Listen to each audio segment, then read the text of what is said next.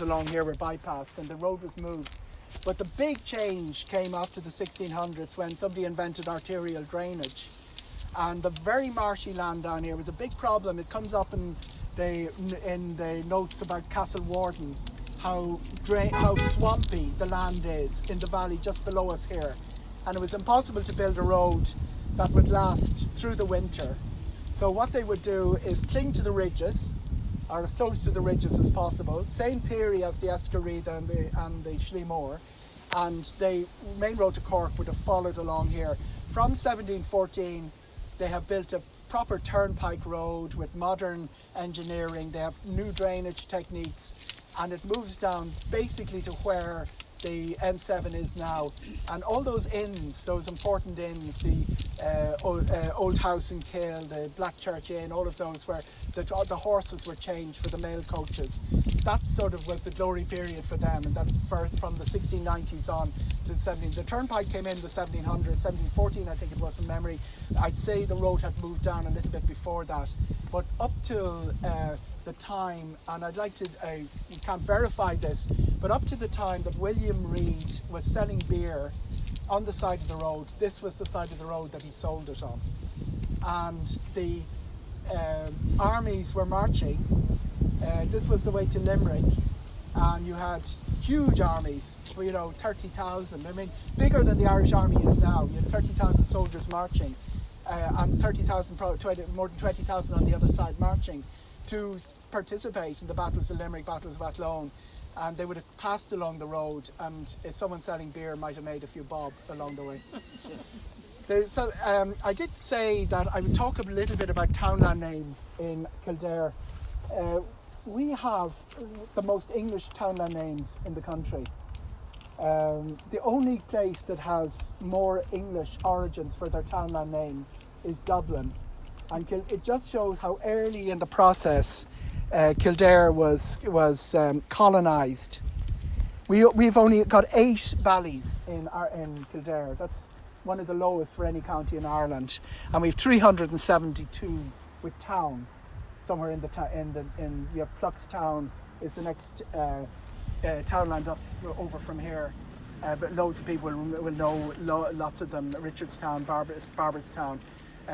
They tend to be English language names much earlier than almost anywhere else. And there are 1,180 townland names in Kildare altogether, and 67% of them are absolutely English language names, and that would be very, very high proportion for any county in Ireland, much more so than the north, by the way. Antrim, Down, places like that, they're way, way behind because colonisation came so late. So what we end up is a very, very small cluster of we've 37 called Hill, we've 26 called Domain, we've 25 called Land, 22 called Castle, 14 called Commons, 12 called Park, 10 called Glebe, 10 called Bog, 13 called Wood, 10 called Field, 9 are farm gardens, and 6 are Lochs or Haggards or Greens or Plains or Currachs or Downs or Eskers. And we have very few that are purely Irish, and one of the few is Oughterard. I often wonder why it got preserved when everything else was lost, and it must be because of the importance of the site. And the site came in maybe 3 cycles. First of all, the Round Tower cycle, when was Kings of Leinster and the abbess. We probably had an abbess there with 2 female saints. Very likely we had a cloister of nuns there. Cloister being the wrong word, but you know what I mean. And then we had our medieval parish as my counter that would have used Oughterard as well. But most importantly of all, Oughterard was identified immediately after the Norman invasion as a place to build a town. They wanted to bring people over from England. They were given tenancy rights where they would be given a house in a town, and they would be given a certain amount of land around it. And the size of the town depended on the acreage around it. This was identified, Adam de Hereford was given the land after the conquest by Strongbow, Richard de Clare, and Adam de Hereford was the man who would have surveyed this land and said, this is where I want to put a town. He picked Oughterard for one, probably because it was a really important site. The other thing they were good at was identifying important sites for the Irish people, places that had historical significance or more even religious significance, if there was a gate to the other world, as in where Roscommon Castle is built. And they would have identified the site of the Kings of Leinster as being important for one of their towns. Another town just down the road was Rathcoole. It was given to the bishops. And a third town was Newcastle. Newcastle Lions was where the centre of population of the Hill of Lions eventually ended up becoming. It became really, really, really powerful, really important. To give an example of how important Newcastle Lions was, it had 2 members of Parliament in the old Irish Parliament, which was abolished in 1800, the same as Dublin City. It was a borough town that, you know, didn't have a huge population, but it was seen as hugely strategic importance. It was the capital of the Confederate forces for this region during the 1640s, that delicious 3-sided civil war we had, that Cromwell came in and swept up at the end of. But we had an Irish army, a parliamentarian army and an English royal army, all sometimes switching sides. I think Lord Inchiquin switched sides 4 times in that war. But that was all going on, and Newcastle was the headquarters for the Confederate forces.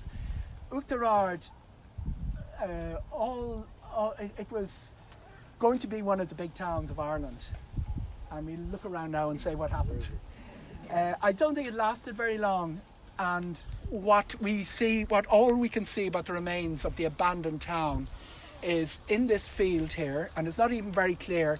There's about 40 feet out, and it comes to an end, and there's a big ridge, a big drop off. And what O'Keefe did when he surveyed it was decided that that was most likely the location of the town, because you have your parish church and your round tower site above it, and you have Tighe was one of the first to use aerial photography to try and identify plough systems, when the medieval plough worked in a very simple way, that it followed a set length, it turned and it came back.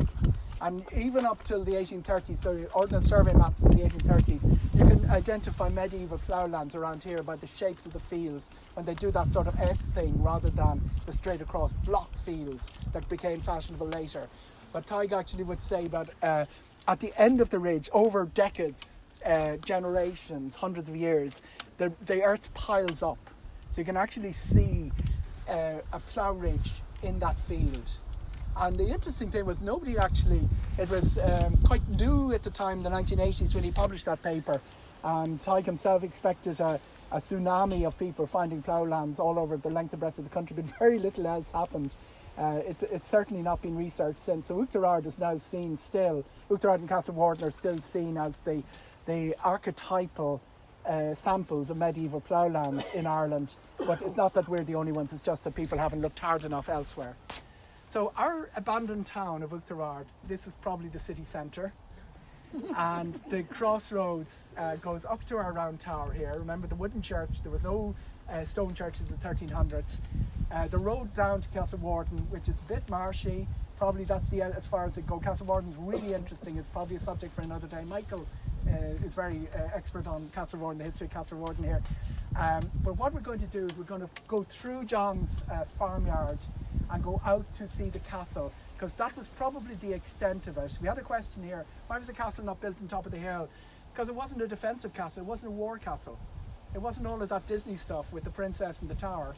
It was a very simple living quarters, and we're going to have a look at how people lived in the 1300s, because all we've left of the abandoned town of Oughterard is this living castle. And there's a couple of peculiarities about it that we'll point out. It's not Neuchâtel or Mont Saint Michel or anything, but it's certainly worth a look, and we'll have a quick little look in, and that'll be the end of our Heritage Week event. I hope I haven't held you on too long. We'll have a little chat when we go down there. Thank you.